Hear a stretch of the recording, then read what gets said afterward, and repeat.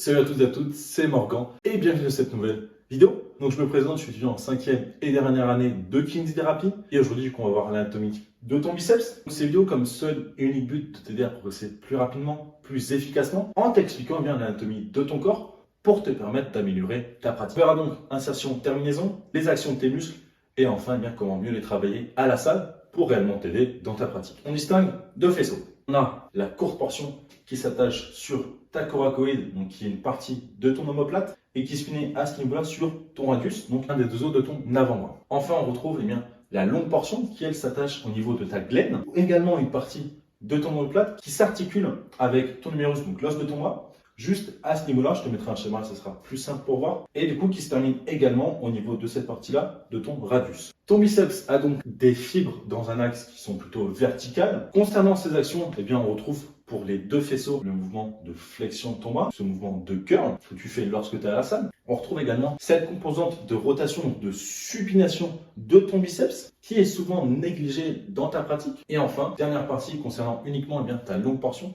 c'est ce mouvement de flexion de ton humérus dans des proportions moindres, mais qui travaille quand même lorsque tu fais par exemple des élévations frontales. Maintenant, concernant la partie pour mieux t'entraîner, on a donc vu que ton biceps avait un axe de fibre verticale. C'est tout simplement ton bon vieux curl qui te fera l'affaire, tout simplement parce que tu es dans un axe vertical. On a parlé tout à l'heure de cette composante de rotation, donc de supination, mais lorsque tu es aux haltères, tu peux venir faire ce mouvement de rotation en fin de mouvement pour t'aider à mieux ressentir ton biceps. Enfin, la composante de flexion de ta longue portion, tu peux également l'ajouter dans ton curl, mais il faut que tu saches pourquoi est-ce que tu l'ajoutes. Si tu fais ce mouvement de balancier où du coup tu vas aller en flexion d'épaule, c'est pas forcément là où ça va mieux le travailler. Tout simplement parce que c'est plutôt tes lombaires qui vont prendre le pas. Mais si par exemple tu es assis et que tu viens faire ce mouvement de curl avec la rotation et qu'à la fin tu pars en flexion, eh bien là ça va t'aider à mieux ressentir ton biceps, notamment ta longue portion. Maintenant, j'imagine que tu n'es pas forcément étranger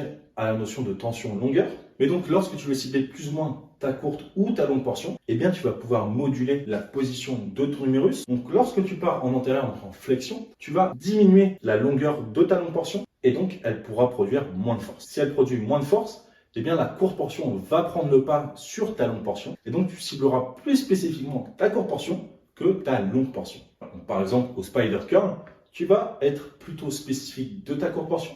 Et au contraire, lorsque ton bras part en extension de cette manière-là, eh bien, tu travailleras plus spécifiquement ta longue portion. Donc, par exemple, au curl incliné, tu es d'accord avec moi que ton numérus part en extension, donc tu seras plus spécifique de ta longue portion. Donc, voilà tout pour cette vidéo. J'espère que celle-ci t'a aidé à mieux comprendre l'anatomie de ton biceps et également, du coup, à comment mieux le travailler.